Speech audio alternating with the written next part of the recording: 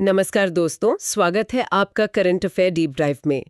आज की वीडियो में हम आज की महत्वपूर्ण करंट अफेयर्स जानेंगे जो यूपीएससी, एसएससी, आरआरबी और स्टेट पीसीएस परीक्षाओं के लिए बेहद महत्वपूर्ण है। बिल्कुल। और आज का हमारा उद्देश्य सिर्फ खबरों को पढ़ना नहीं है।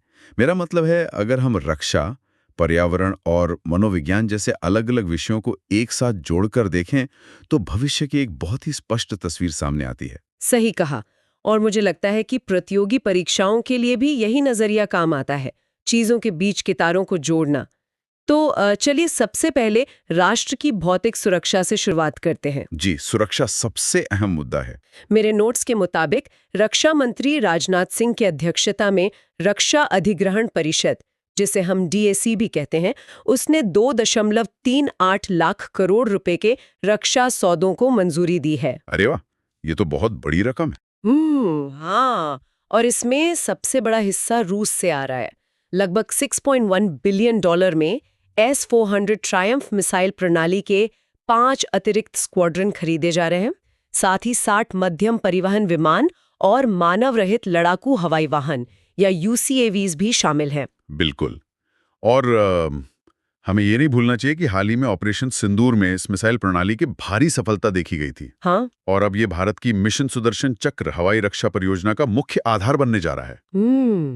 पिछली बार मैंने इसे एक अदृश्य छाता कहा था जो आसमान को सुरक्षित रखता है। लेकिन जितना मैं इसके बारे में पढ़ रही हूँ, मुझे लगता है ये एनालॉजी पूरी तरह से सही नहीं है। तो आप इसे किस तरह से देखते हैं? मतलब क्या हम इसे एक स्मार्ट चेसबोर्ड की तरह सोच सकते हैं, जहां S-400 का राडार एक मास्टर प्लेयर है जो सामने वाले की चाल 10 कदम पहले ही देख लेता है।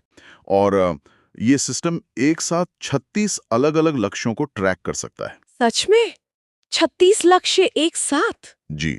और सबसे दिलचस्प बात यह है कि जब कोई दुश्मन मिसाइल आती है तो S-400 वहां हमला नहीं करता जहां वो टारगेट अभी है। इसका कंप्यूटर गणित लगाकर ये तय करता है कि अगले कुछ सेकंड में वो कहां होगा और फिर सीधे उस भविष्य की लोकेशन पर उसे नष्ट कर देता है। कमाल है। 400 किलोमीटर की मारक क्षमता के साथ ये दुश्मन को घुसने का मौका ही नहीं देता। लेकिन एक सवाल मेरे मन में आ रहा है। हम आसमान सुरक्षित करने के लिए $6.1 बिलियन खर्च कर रहे हैं, पर जमीन का क्या? मेरा मतलब है, अगर मिसाइल से बच भी गए पर देश में खाने का ही संकट आ जाए तो? बहुत ही वाजिब सवाल है।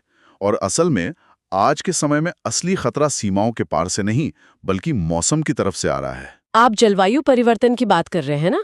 बिल्कुल। इसी से जुड़ा एक अहम data international institute for environment and development यानी IIED ने जारी किया है। ये उनका वैश्विक खाद्य सुरक्षा सूचकांक 2026 है। मैंने इसके स्टैटिक फैक्ट्स देखे थे। IIED की स्थापना 1973 में बाबरा वार्ड ने की थी, है ना? जी, सही कहा आपने। और इसके मुख्यालय लंदन और एडिनबर्ग में है।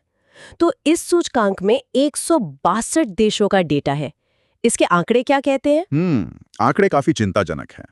9.26 के स्कोर के साथ आइसलैंड शीर्ष पर है और सोमालिया 1.29 के साथ सबसे नीचे। और इसे मापा कैसे जाता है? इसके 4 मुख्य आधार हैं: उपलब्धता, पहुंच, उपयोग और स्थिरता।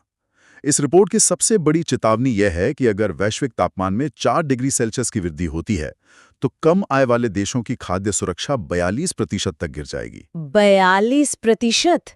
ओह, ये तो आधी आबादी को भुखमरी में धकेलने जैसा है। लेकिन तापमान बढ़ने और खाद्य सुरक्षा का सीधा संबंध कैसे है? देखिए, हर फसल का एक तापमान सहनशीलता बिंदु होता है।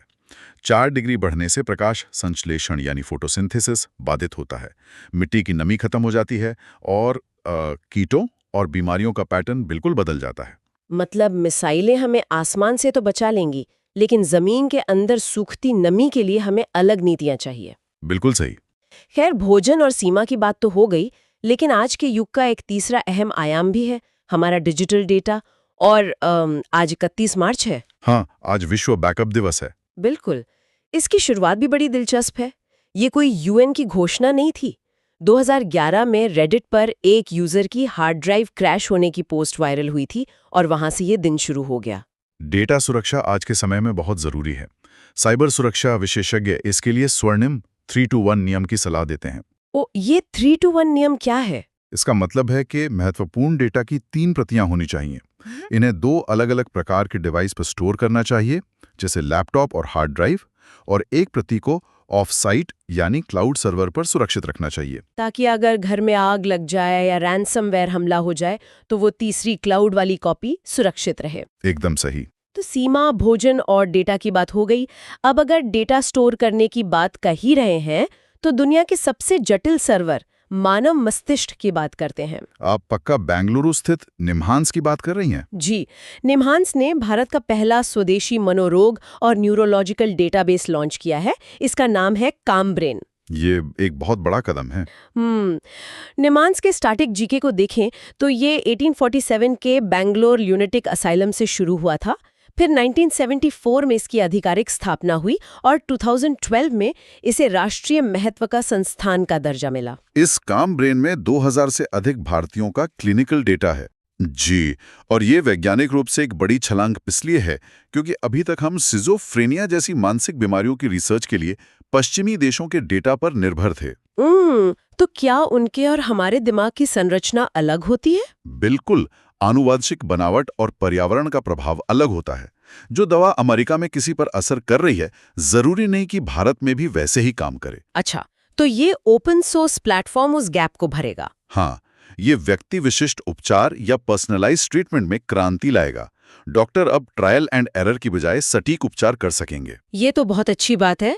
लेकिन मस्तिष्क को समझने के साथ साथ क्या हम बच्चों को शुरू से ही तनाव मुक्त माहौल दे पा रहे हैं? इस पर नेपाल से एक बड़ी खबर आई है। नेपाल के नए प्रधानमंत्री बालेन्द्र शाह का फैसला है ना? जी, उन्होंने 27 मार्च 2026 को कार्यभार संभाला है। राष्ट्रपति रामचंद्र पौडेल हैं और राजधानी काठमांडू है। तो फैसला ये है कि कक्षा 5 तक पारंपरिक लिखित परीक्षाएं पूरी तरह खत्म कर दी गई हैं। ये नीति निर्माताओं के लिए बहुत बड़ी केस स्टडी है। और विदेशी नामों वाले स्कूलों को नेपाली नाम रखने और राजनीति पर रोक लगाने को भी कहा गया है। लेकिन परीक्षा खत्म करना थोड़ा अजीब नहीं है? बच्चों की क्षमता कैसे मापेंगे? ये स्वाभाविक चिंता है, पर मनोविज्ञान के नजरिए से देखें तो वो परीक्षा खत्म नहीं कर रहे हैं, बल्कि उसे बदल रहे हैं। वे सतत मूल्यांकन प्रणाली अपना रहे हैं, यानी कंटिन्यूअस असेसमेंट। जी। जब बच्चे को 3 घंटे के पेपर का डर होता है तो उसका दिमाग कॉर्टिसोल नाम का स्ट्रेस हार्मोन छोड़ता है, जो सीखने की क्षमता को ब्लॉक कर देता है। बिना परीक्षा के उनका मूल्यांकन रोजामर्रा के प्रोजेक्ट से होगा। तो रटने की बजाय दिमाग की अनुकूलन क्षमता बढ़ेगी। और जब ऐसा माहौल मिलता है तो क्या परिणाम आते हैं?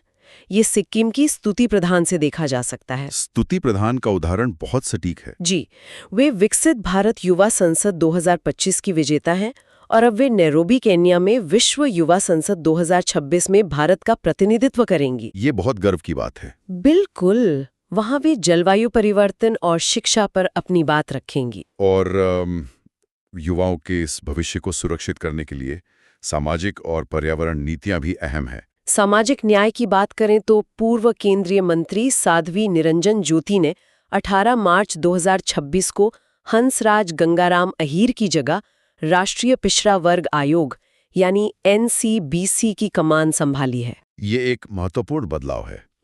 अगर हम इसके इतिहास में जाएं तो पहला पिछड़ा वर्ग आयोग 1953 में काका साहेब कालेलकर की अध्यक्षता में बना था और 2018 में 102वें संशोधन से इसे अनुच्छेद 338B के तहत संवैधानिक दर्जा मिला। इस संवैधानिक दर्जे का मतलब है कि आयोग के पास अब नीतियां बनाने की अधिक शक्तियां हैं। ये समाज में स्थिरता लाने का प्रयास है और यही स्थिरता पर्यावरण के लिए EV नीतियों में भी दिखती है। हाँ, भारी उद्योग मंत्रालय ने PM E-ड्राइव योजना को बढ़ाया है। 10,900 करोड़ रुपए का बजट है। उम्मीद इलेक्ट्रिक 2 पहिए के लिए 31 जुलाई 2026 तक और 3 पहिया के लिए 31 मार्च 2028 तक। जी, पर्यावरण न्याय के लिए ये जरूरी है। लेकिन इसमें सब्सिडी 2500 रुपए प्रति किलोवाट आवर है, अधिकतम 5000 रुपए। क्या इतनी कम सब्सिडी से लोग सच में पेट्रोल छोड़ेंगे? देखिए, शुरुआत में सब्सिडी ज्यादा थी क्योंकि बैटरियां महंगी थीं। अब दाम गिर रहे हैं। ये 2500 रुपए एक मनोवैज्ञानिक प्रोत्साहन है। सरकार का मुख्य लक्ष्य अब चार्जिंग इंफ्रास्ट्रक्चर तैयार करना है। ये लंबी रेस का घोड़ा है। लंबी रेस से याद आया, खेल जगत की बात करते हैं। भारतीय महिला क्रिकेट टीम की कप्तान हरमनप्रीत कौर के नाम पर नई दिल्ली के द्वारका में एक पिंक स्टैंड बना है। 30,000 की क्षमता वाले द ओमैक स्टेडियम में, है ना? बिल्कुल। और ये 1500 सीटों वाला स्टैंड महिलाओं और परिवारों के लिए है। वे पहली भारतीय महिला क्रिकेटर हैं जिनके नाम 2 स्टेडियमों में स्टैंड हैं। 356 अंतर्राष्ट्रीय मैच, T20 शतक लगाने वाली पहली भारतीय, 2017 में अर्जुन और अब 2026 में पद्मश्री। ये मानव क्षमता और निरंतरता का शानदार उदाहरण है। लेकिन दूसरी तरफ स्पेन की कैरोलिना मारिन का संन्यास हमें शरीर की सीमाओं की याद दिलाता है। 32 वर्षीय मारिन की खबर बहुत भावुक थी। रियो 2016 में उन्होंने पीवी सिंधु को हराकर स्वर्ण जीता था। ओलंपिक बैडमिंटन स्वर्ण जीतने वाली एकमात्र गैर एशियाई महिला। जी, और 3 विश्व और 7 यूरोपीय खिताब भी उनके नाम हैं। उन्हें घुटने की चोट यानी ACL के कारण संन्यास लेना पड़ा। उनका जज्बा हमेशा याद रखा जाएगा। शरीर की सीमाएं होती हैं, पर बौद्धिक क्षमता के नहीं। इसका सबूत है इस साल का एबल पुरस्कार 2026, जिसे गणित का नोबेल कहते हैं। ये जर्मन गणितज्ञ गर्ड फाल्टिंग्स को मिला है ना? बिल्कुल। उन्हें अंकगणितीय ज्यामिति और मॉडल अनुमान के लिए ये सम्मान मिला। वैसे 2003 में इसके पहले विजेता जीन पियरे सिरे थे। लेकिन ये मॉडल अनुमान क्या है? आसान भाषा में समझाएं तो। इसे ऐसे समझे, कुछ डायोफेंटाइन समीकरण होते हैं। मॉडल अनुमान कहता है कि अगर किसी वक्र या कर्व में 2 या उससे अधिक छेद हैं, जिसे जीनस 1 से अधिक कहते हैं, तो उस पर सीमित संख्या में ही परिमेय बिंदु हो सकते हैं। फाल्टिंग्स ने इसे सिद्ध कर दिया। बाप रे, गणित के इतने बड़े रहस्य को सुलझाना। एक तरफ ये शुद्ध लॉजिक है और दूसरी तरफ विश्व शांति ग्रैंड प्राइज की बात है। जी, तेलंगाना के पर्यटन मंत्री जुप्पली कृष्णा राव को हैदराबाद में अंतर्राष्ट्रीय बौद्ध शांति सम्मेलन 2026 में ये सम्मान मिला। हाँ, तेलंगाना में फणिगिरी और नेलाकोंडापल्ली जैसे प्राचीन बौद्ध स्थल हैं, जो बौद्ध कूटनीति का हिस्सा हैं। अगर आप देखें तो गणित भौतिक नियमों को सुलझाता है और बौद्ध दर्शन दुनिया में शांति और संतुलन लाता है। बिल्कुल। आज का ये विश्लेषण सच में एक लंबी यात्रा रही। जी, आज हमने S-400 मिसाइल, IIED इंडेक्स की चेतावनी, 3-2-1 डेटा बैकअप नियम और कामब्रेन डेटाबेस के बारे में जाना। साथ ही नेपाल के शिक्षा सुधार और मानव उत्कृष्टता पर चर्चा की। यदि आपको ये वीडियो उपयोगी लगा हो तो कृपया इसे लाइक करें। ऐसे ही रोजाना करंट अफेयर्स और महत्वपूर्ण जानकारी पाने के लिए हमारे चैनल को सब्सक्राइब करना न भूलें। इस वीडियो को अपने मित्रों और साथियों के साथ अवश्य साझा करें। हम आपसे अगले वीडियो में फिर मिलेंगे। धन्यवाद।